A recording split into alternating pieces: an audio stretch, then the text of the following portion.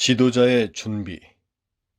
형제들아, 우리가 아시아에서 당한 환난을 너희가 알지 못하기를 원치 아니하노니, 힘에 지나도록 심한 고생을 받아 살 소망까지 끊어지고 우리 마음에 사형 선고를 받은 줄 알았으니, 이는 우리로 자기를 의뢰하지 말고 오직 죽은 자를 다시 살리시는 하나님만 의뢰하게 하심이라. 고린도 후서 1장 8절에서 9절까지. 바울은 일찍부터 리더십의 자질들을 나타내었습니다. 우리는 그가 초인간적인 훌륭한 자질들을 거의 다 가지고 있는 것으로 생각하는 잘못을 범해서는 안 되지만, 그가 놀라운 개성과 능력의 소유자라는 결론을 내리지 않을 수가 없습니다. 그는 실로 인류 역사에 지울 수 없는 영향을 끼친 위대한 인물 중의 하나입니다. 그러나 좀 더 자세히 연구해 보면 그 역시 우리와 같은 성정을 가진 약한 인간이라는 것을 알게 됩니다.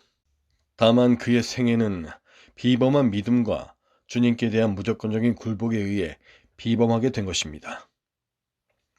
바울은 세계에서 가장 성공적인 그리스도인으로 불려왔으며, 그의 생애는 세계 역사상 가장 놀랄만한 것으로 여겨져 왔습니다. 그토록 많은 능력을 한 몸에 지니고 있었던 사람은 아마도 없었을 것입니다. 그는 참으로 다재다능했으며 마치 거의 모든 재능들을 다 소유한 것처럼 보입니다. 그럼에도 불구하고 바울은 학식이 있는 사람이든 학식이 없는 사람이든 어느 누구와도 쉽게 성공적으로 관계를 맺었습니다.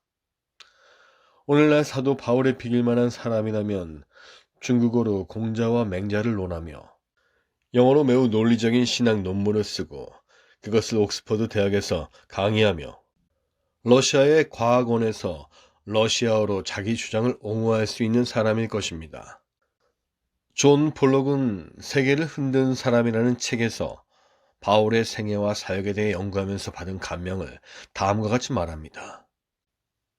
전기 작가의 육감은 남다른 데가 있습니다.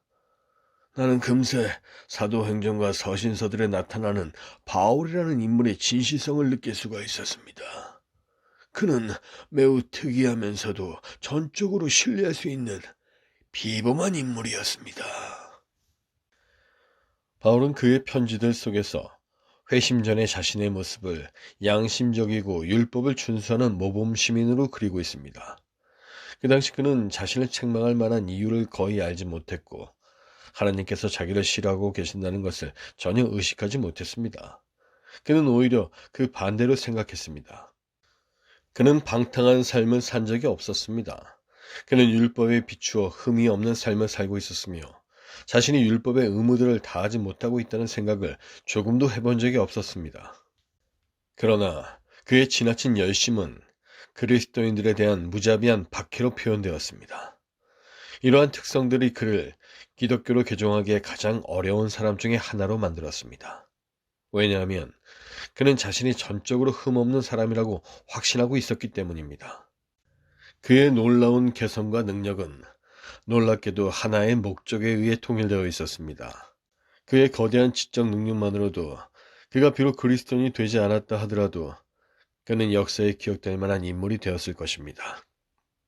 모든 사도 중에서 바울만이 지식인이었으며, 이 사실은 새로운 신앙의 발전에 있어서 매우 중요한 의의를 지니게 되었습니다.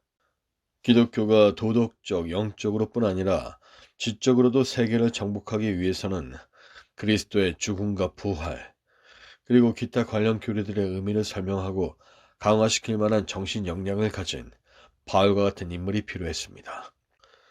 대부분의 사도들이 몇 가지 두드러진 은사나 성격을 나타내 보인 반면, 바울의 성격은 매우 다양했고 바울 안에는 이러한 다양한 성격들이 조화를 이루고 있는 듯하였습니다.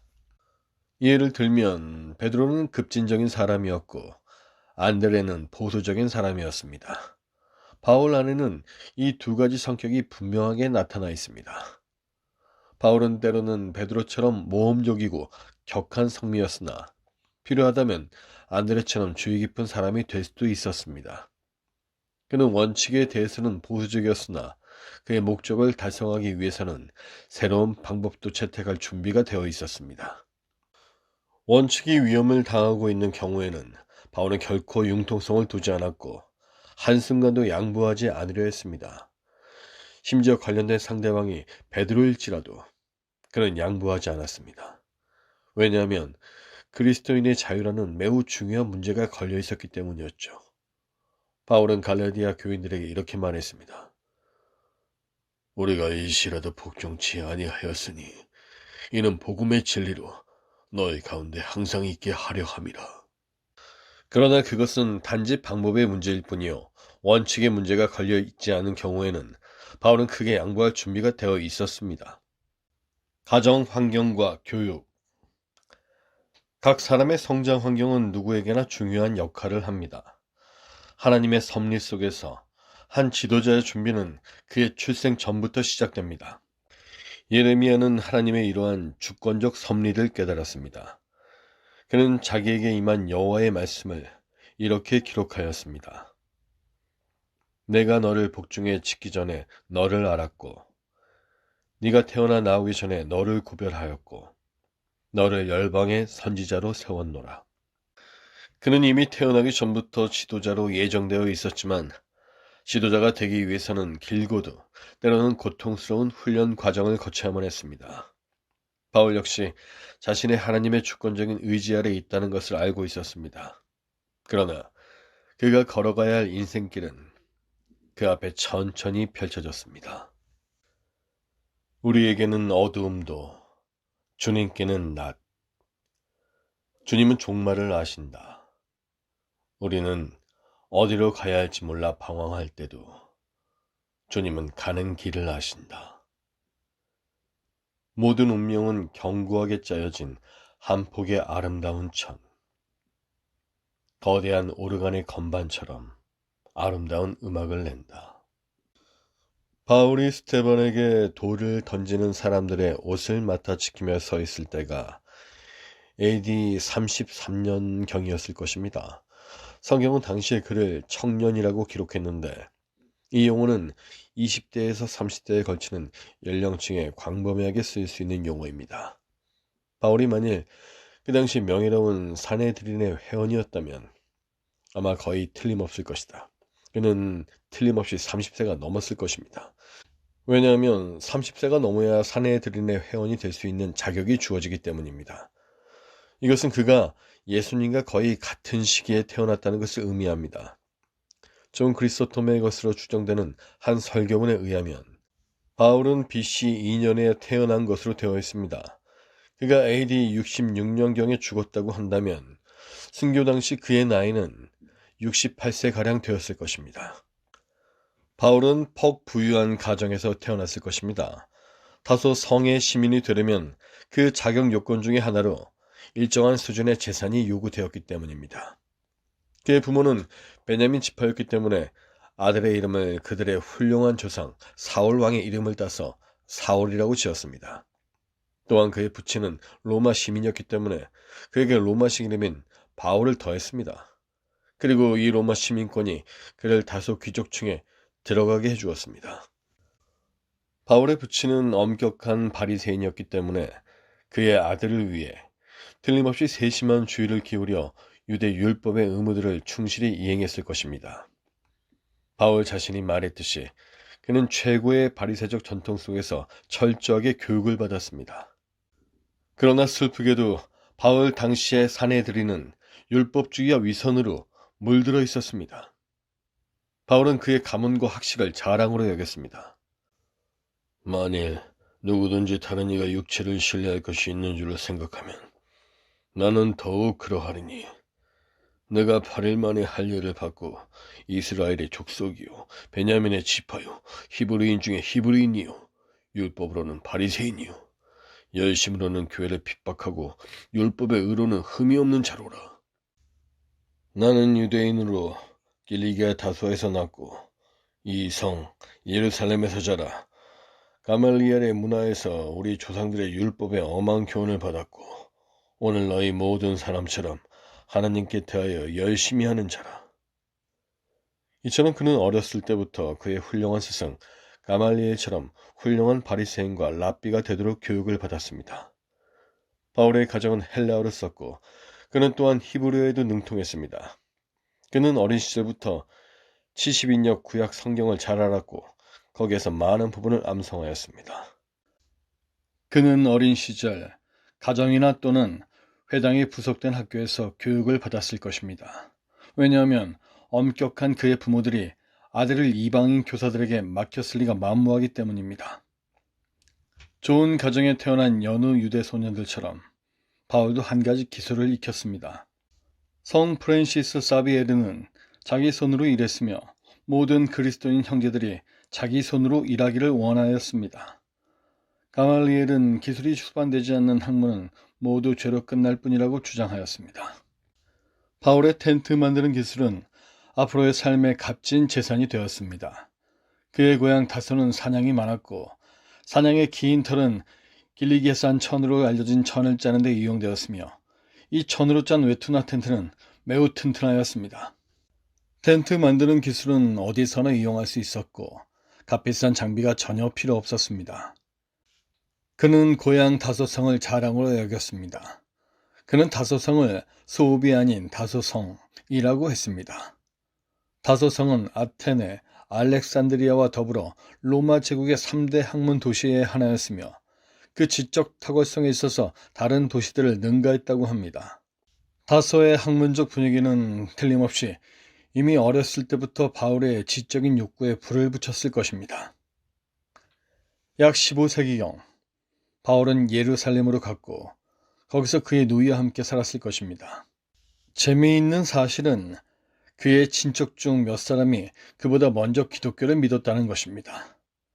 예루살렘에서 그는 장엄한 성전 예배의 광경을 보았고 성가대의 찬양을 들었을 것이며 의식을 집행하는 제사장들과 제단에서 피어오르는 연기를 경외감을 가지고 지켜보았을 것입니다. 바울의 삶의 형성 과정에 하나님께서 섭리 가운데 역사하셨다는 분명한 증거들이 많은데 그 중에 하나가 그가 가말리엘의 문화에 들어가는 특권을 얻었다는 사실입니다. 아마도 그는 가문의 영향으로 그런 특권을 누렸을 것입니다.